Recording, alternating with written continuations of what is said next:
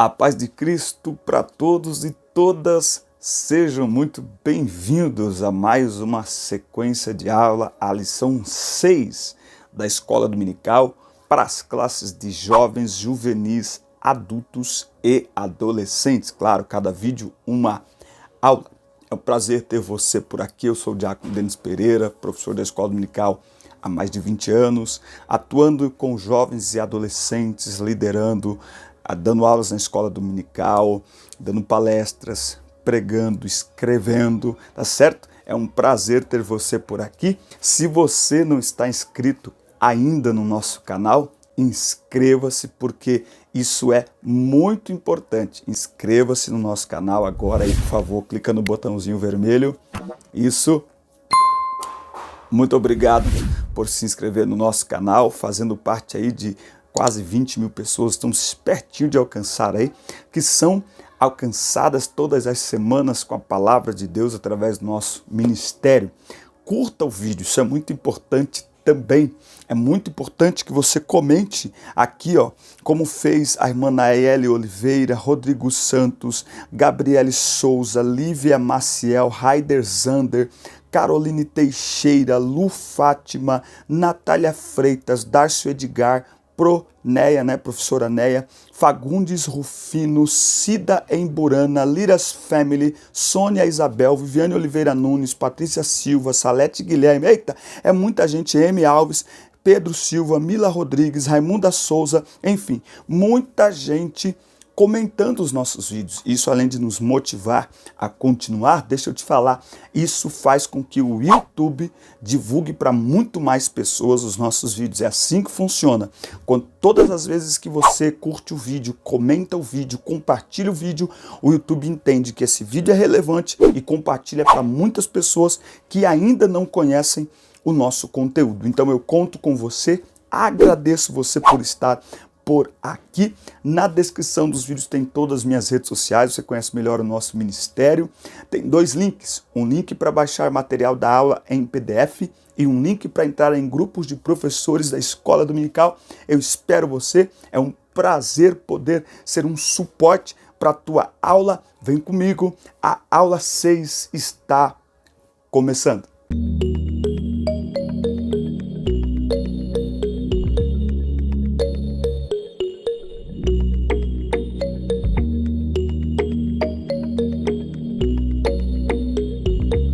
Lição 6 na classe de jovens, nesta revista maravilhosa que estamos falando sobre oração. Jeremias, a oração e o lamento de um profeta. O texto do dia está em Jeremias 1 e 9. E estendeu o Senhor a mão, tocou-me na boca e disse-me o Senhor: eis que ponho as minhas palavras na tua boca. Este versículo para mim é maravilhosíssimo. Devemos buscar a vontade de Deus para as nossas vidas diariamente, pois a vontade do Senhor é boa, perfeita e agradável. O texto em classe está em Jeremias 14, do 7 ao 12. Essa semana estudaremos acerca de um profeta que viveu um dos momentos mais difíceis do povo judeu.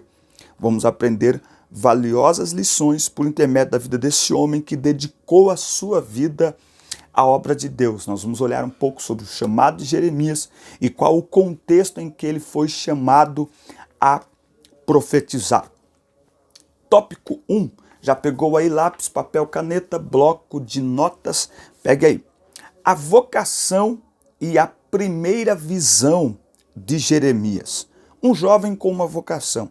Jeremias foi chamado por Deus ainda muito jovem, provavelmente aos 25 anos de idade. Esse fato, em primeiro lugar, deixou ele muito surpreso, não é? Porque é o que tudo indica pelas próprias palavras dele. Ele era um jovem muito tímido que se considerava uma criança. E aí ele é chamado diretamente pelo Altíssimo, né? Ele diz, mas eu ainda sou uma criança. E Deus diz para ele, não digas que sou uma criança. O chamado de Jeremias nos ensina que Deus nos conhece. Ou seja, todas as nossas limitações que temos para apresentar ao Senhor quando Ele nos chama, Ele já conhece. Nós vamos entender isso. Deus conhece todas as nossas limitações. Deus conhece nossas habilidades e a falta delas. Então, quando Ele nos chama, respondemos a Ele: olha, então eu não posso atender esse chamado porque eu sou uma criança, não é? Ou então, como Moisés, então eu não sei falar e tal. Não significa muita coisa, porque afinal de contas Deus já sabe que a gente não sabe falar, que a gente se sente uma criança, que a gente é tímido. Enfim, Deus sabe das nossas limitações e Ele não nos chama apesar das nossas limitações. É com as nossas limitações que Ele quer trabalhar em nossa vida, até porque para que a glória seja dEle, para que o poder seja dele. Bom, o chamado de Jeremias é feito dentro de um ambiente com palavras realmente maravilhosas, não é? Esse texto de Jeremias 1 é um texto que eu tenho marcado no meu coração, porque Deus diz para ele: antes que eu te formasse no ventre, eu te conheci, e antes que saísses da madre, te santifiquei, te escolhi, não é? Para profeta às nações. Eis que ponho as minhas palavras na tua boca. Esse texto deixa claro que o profeta é aquele que fala a palavra de Deus. Da boca do profeta tem que sair sempre a palavra de Deus. Se não é a palavra de Deus, que fique calado, não é? Estas palavras foram de grande poder e trouxeram então a Jeremias convicção de sua missão, não é? Então a convicção de Jeremias veio por meio da palavra de Deus. Ninguém que é chamado por Deus ficará em dúvida. Quando Deus chama, Ele nos enche de convicção por meio de sua palavra. Ele nos leva ao caminho da convicção, até porque não tem como atender o chamado de Deus cheio de dúvidas, não é verdade? Então, aquele que é chamado precisa estar convicto do seu chamado. E essa convicção vem por meio da palavra de Deus. Deus fala ao nosso coração. Muito bem. Veja uma vara de amendoeira. Há uma peculiaridade nas amendoeiras que nasciam na terra de Israel e Judá, não é? Então as flores rosas clarinhas cobriam as pequenas árvores quase por completo ali no mês de janeiro, o que simbolizava o final do inverno, chegada da primavera, ou seja, um novo tempo está chegando. Amendoeira no hebraico quer dizer shoked, ou seja, vigilante, não é? E o que essa visão significava? Que Deus é fiel para cumprir a sua palavra. No tempo certo, a palavra de Deus ou a promessa de Deus se fará presente. O profeta era apenas o que anunciaria o juízo, porque a obra já estava a ser realizada pelo Altíssimo. Um dos fatos que nos chama a atenção para o ministério de Jeremias é que Jeremias não tem para onde correr. O ministério de Jeremias é profético no sentido do juízo divino. O povo tinha chegado a um estágio de rebeldia contra Deus, que não havia outra palavra senão uma palavra de repreensão, de castigo e de juízo. Muito interessante esta lição. Há um chamado para você. O chamado é algo muito relevante em nossas vidas. O chamado nos impulsiona. O chamado nos coloca em movimento. Amei isso aqui. Só uma coisa pode trazer paz ao coração de quem tem um chamado: atender prontamente o convite de Deus e colocar as mãos no arado. Uma das perguntas que mais os jovens me fazem é sobre chamado, sobre propósito. Como descobrir o meu chamado? Ou como descobrir o meu propósito? E enquanto eu meditava aqui nessa lição para começar a gravar, o Espírito Santo foi comunicando aqui ao meu coração. Você descobre o seu propósito desenvolvendo o chamado. E como você descobre qual é o teu chamado? Desenvolvendo aquilo que já está em você. Que você percebe que é latente em você, que grita dentro de você. Conforme você desenvolve o chamado, você descobre o propósito a partir daquilo que já está em você. São 5 pães e 2 peixinhos, não são para deixar guardados, nem para comer sozinho. Ah, mas são tão poucos. É pouco, mas quando ele distribui, multidões são alimentadas. Entenda isso e você vai descobrir o teu chamado e o teu propósito, trabalhando agora a partir daquilo que já está em tuas mãos, que já está em teu coração. A palavra para Gideão não foi descubra o teu chamado, foi desperta o teu chamado. Por quê? Porque vai nesta tua força, ou seja, já está em você. Então, mais importante que descobrir o chamado é despertar o chamado e acredite, ele já está em você. Tópico 2. A rebelião do povo e a invasão estrangeira anunciada, um povo rebelde. Então Jeremias ele é chamado para profetizar, e se você ler o livro de Jeremias, você vai ver que por diversas vezes há esta expressão, povo rebelde, casa rebelde.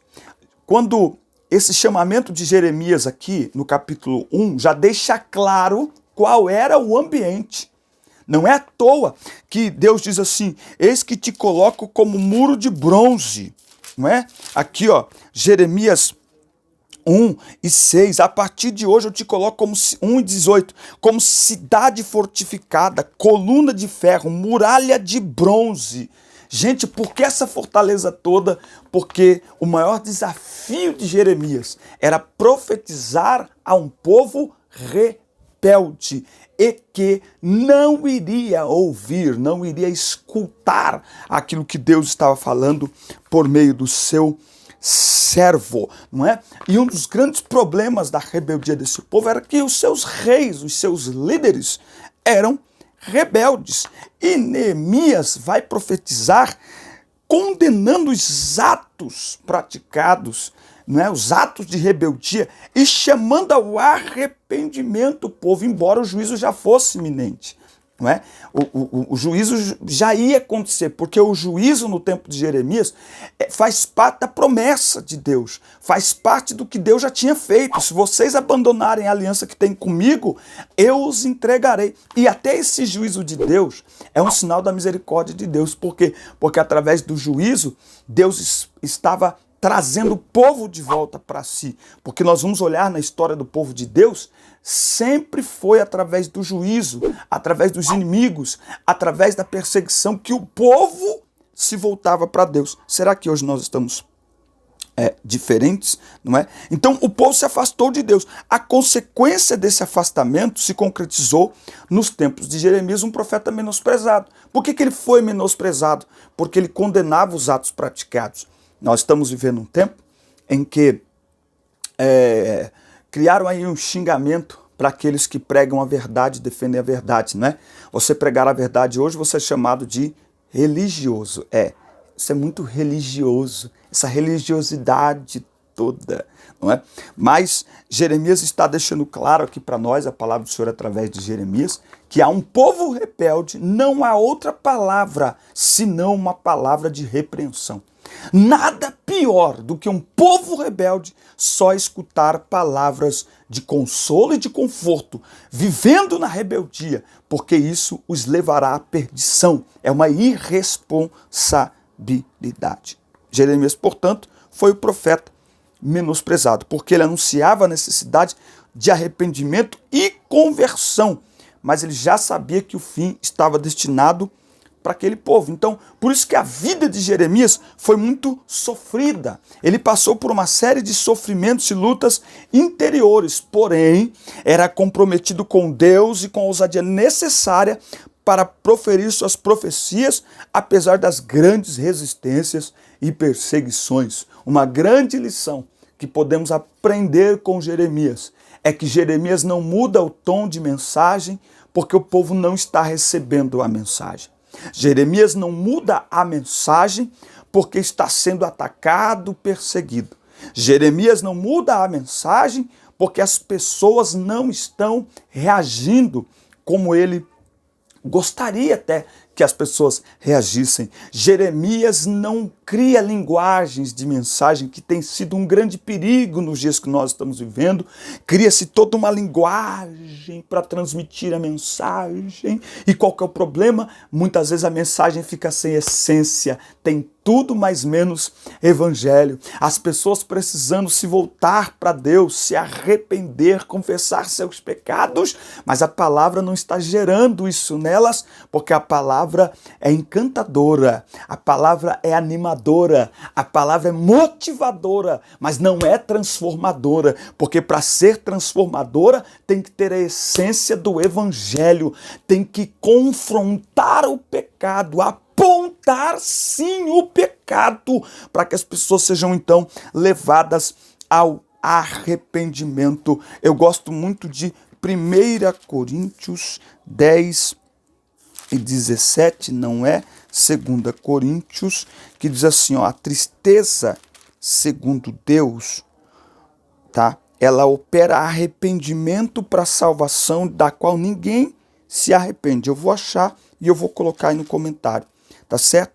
Então, essa tristeza que às vezes é gerada pela palavra, porque atacou o pecado, não sei o quê, mas ela opera arrependimento para a salvação, da qual ninguém se arrepende. Entende? Mas a tristeza, segundo o mundo, opera a morte. Por quê? Porque o salário do pecado é a morte. Então é melhor um povo triste, arrependido, confessando seus pecados e sendo salvos pelo poder do evangelho, do que um povo alegre, cantando, pulando, falando de Jesus, aquela maravilha, mas continuando a viver em pecados, porque estão no caminho da perdição. Muito bem, olha só. Grande é o preço pago, mas vale a pena dizer sim ao chamado e cumprir a missão dada pelo nosso amado Deus. E Deus usa quem Ele quer. Deus usa quem Ele quer. Eu cresci escutando essa frase. Deus usa quem Ele quer. Deus usa quem Ele quer, na hora que Ele quer. Por quê? Porque Ele é soberano. E Ele usa de sua soberania para comandar quem Ele quer. Da mesma forma que Ele endureceu Faraó, Ele também depois levou os assírios ele lançou os assírios para levarem juízo a Israel. Então, olha, ele endurece o coração de Faraó para Israel ser liberto. Mas ele leva os assírios para proferir juízo sobre Israel, porque Israel estava sendo rebelde, não é? E agora ele estava levantando os babilônicos para disciplinar o povo de Judá. Então, Deus trabalha na sua soberania. Depois, anos mais tarde, quem é que vai ser usado por Deus para a reconstrução do templo, para a reconstrução dos muros de Jerusalém através de Neemias? Os persas. Então, Deus é soberano. Ele usa quem Ele quer, na hora que Ele quer, para cumprimento de suas promessas, dos seus propósitos. Deus usa quem Ele quer. Se você ler o livro de Juízes, quando eles, o livro de Josué, você vai perceber que quando eles começam a tomar a terra por herança, eles têm uma ordem de Deus de tomar toda a terra, todos os ambientes, cada um vai recebendo a sua porção de terra e eles têm que ir lá expulsar os inimigos. E acontece que alguns deles, por incredulidade e desobediência à palavra, à ordem de Deus, que era para expulsar todo mundo, expulsa apenas uma parte da terra, expulsa apenas de um território e deixa lá num outro território alguns inimigos lá. Você vai ler no livro ali de Josué, de Juízes, que estes inimigos que eles deixam lá, Deus deixa quieto, fica aí como que tá. Sabe para quê? Porque depois Deus vai usar estes mesmos inimigos para perseguirem o povo de Deus, quando o povo de Deus se desviava do Senhor, tá certo? Para que o povo de Deus clamasse ao Senhor por misericórdia e o Senhor os socorresse. Olha como Deus é misericordioso. Ele não abandona o povo. Ah, vocês não me querem? Vocês não me querem? Beleza. Vocês não me querem? Tá bom, então. Não, porque Deus sabe o quanto nós precisamos dele. Deus sabe o quanto nós necessitamos dele. Então Deus tem os seus caminhos para nos levar de volta para Ele. E muitas vezes é usando o improvável, é usando aquilo que a gente não percebe, que está à nossa volta e a gente nem imagina. Mas Deus usa de todos os meios, por amor, por graça, por misericórdia, para conduzir-nos de volta para Ele. Tópico 3, Jeremias em vão intercede pelo povo. Esse é um dos motivos porque o ministério de Jeremias é complicado, é duro. Porque uma coisa é você profetizar sabendo que haverá restauração, sabendo que haverá arrependimento. Outra coisa é você profetizar já sabendo que as pessoas não vão ouvir, não vão dar a mínima, e que a repreensão de Deus, neste caso, por meio do juízo, por meio da invasão babilônica, né, vai acontecer. Então, para que Jeremias está profetizando, então? Para alertar o povo. Porque Deus é cheio de misericórdia. É como se fosse uma nova chance que Deus está dando para o povo acordar. Porque o juízo é iminente? É. Mas Deus é misericordioso. Deus é compassivo. Deus é longânimo. Mas esse povo é um povo rebelde. E Jeremias intercede pelo povo. Porque conforme Neemias vai profetizando o juízo de Deus sobre o povo rebelde, ele vai se envolvendo com aquilo. Ele é do povo, ele faz parte também. Não é? É o seu povo. Jeremias mais uma vez intercedeu pelo povo. Era chegada uma época de grande calamidade e o juízo estava próximo. Mas uma intercessão por quem não se arrepende gera poucos efeitos. Meu Deus do céu. Uma intercessão por quem não se arrepende gera poucos efeitos. Às vezes nós estamos orando por alguém e por conhecer a pessoa nós sabemos que precisamos, cutucar. Dizer, olha, você precisa fazer um concerto com Deus. Mas não, a gente ora, abençoa, Deus abre a porta. E a gente não sabe por que a oração não é atendida. É porque intercessão sem arrependimento gera poucos efeitos. Além do mal que se aproximava, uma grande seca assolava. Então, eles estavam secos espiritualmente, agora com problema da água natural, não é? Da sede espiritual e sede física eles vão passar agora. Deus esperava do povo arrependimento e desejo de buscar a santidade. O povo, porém, apenas expôs o desespero pelos confortos que já não encontravam mais. Ou seja, ao invés do povo se voltar para Deus, o povo ficou bravo porque já não tinha o conforto de antes. A miséria, a violência, as práticas pecaminosas foram intensificadas, levando as pessoas ao lamento sem arrependimento. Não basta chorar, é preciso se arrepender. Se arrepender é decidir mudar de caminho. Se arrepender é abandonar o pecado. A amendoeira floresceu. Era chegado um tempo de juízo. A gente um novo tempo para a sua vida. Então, se for um coração arrependido, é um novo tempo de bênção. É um novo tempo de paz, é um novo tempo de prosperidade. Mas se não tiver arrependimento, é um novo tempo do juízo de Deus sobre a tua vida. E se você não se arrepender, você perece. Duro, né? Mas é um novo tempo. A gente fica aí, profetiza um novo tempo sobre a sua vida. Se tiver em ordem com Deus, é um tempo, mas se não tiver, irmão... É assim que funciona. Jeremias chorou, intercedeu, mas não há salvação sem arrependimento e uma transformação total de vida. Salvação é resultado, ela é produto, ela produz, ela gera arrependimento. Não há salvação sem arrependimento. Somos salvos pela fé? Salvos pela fé. Para quê? Para o arrependimento. Para quê? Para a mudança de vida. Para quê? Para nascer de novo. Para quê? Para ser nova criatura. Para quê? Para ser um novo homem ou nova mulher. Sou salvo pela fé e vou continuar vivendo a velha vida. Então você não é salvo.